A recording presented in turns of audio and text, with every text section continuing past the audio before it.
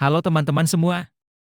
Hari ini kita akan membahas perusahaan saham dengan kode AKPI secara mendetail dari pendekatan investasi fundamental. Yuk kita lihat bagaimana performa keuangannya.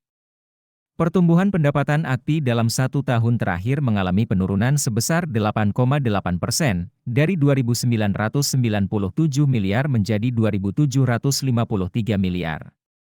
Namun jika dilihat dari rata-rata pertumbuhan 5 tahunnya, CAGR, perusahaan ini tumbuh sebesar 3,0% per tahun. Ini mengindikasikan bahwa pertumbuhan pendapatan AKPI masih berjalan dengan baik meskipun ada penurunan di tahun terakhir.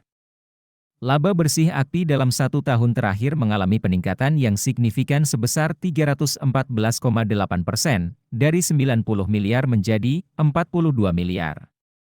Namun, jika dilihat dari rata-rata pertumbuhan laba bersih 5 tahunnya, perusahaan ini tidak memiliki data yang jelas, undefined. Hal ini perlu ditelusuri lebih lanjut untuk memahami penyebab lonjakan laba bersih di tahun terakhir. Profitabilitas AKPI mengalami penurunan, terlihat dari gross profit margin yang turun dari 10,9% menjadi 8,5% dan net profit margin yang turun dari 3,0% menjadi minus 1,5%.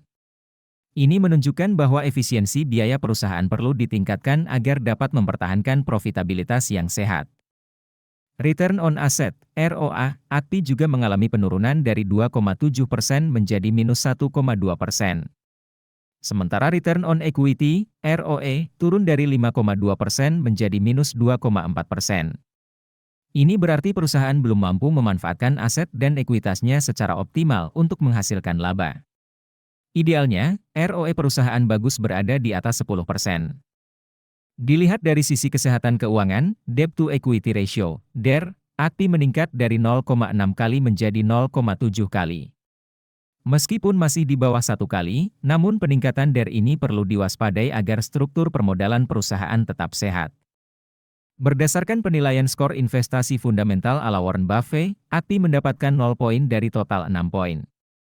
Ini menunjukkan bahwa perusahaan belum memenuhi kriteria investasi yang baik menurut Buffett. Untuk melihat penjelasan lebih detail, kalian bisa unduh aplikasi investor yang linknya ada di deskripsi.